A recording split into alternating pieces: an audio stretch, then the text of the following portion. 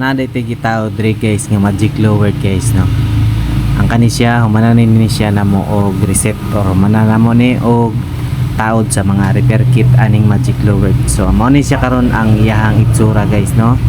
Ang distansya sa iyahang telescopic nakita nyo na guys, umubo na kayo. So nananang na siya sa mga 4 inches. Mga 3 to 4 inches na lang ang iyahang kamubo.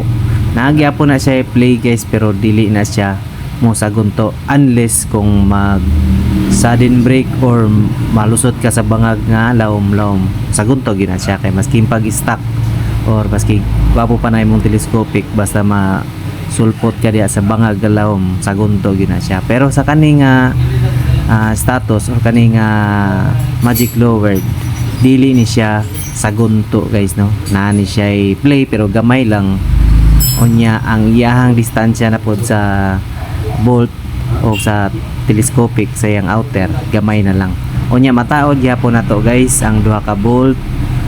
Same lang gyapon kung unsa toy mga nataod nga sa stock niya dati mao gyapon nato ang ipang taod gikan sa bracket sa iyang kaliper sa iyang mga brake pad sa iyang bolt sa telescopic ang kanang upat ka buok mataod gyapon na guys no.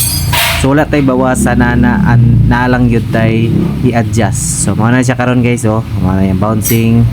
So sinsawa na mag-bounce na guys, di gyud na siya mo pakong diya sa iyang ilalom no or sa iyang horn, dili gyud na siya mo sangko.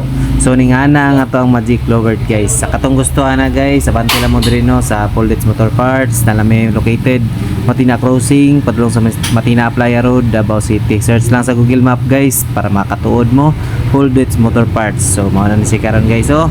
Padulong na ni siya og Digos kay layo pa jud kay ni siya guys no. Salamat kay sir o gamping.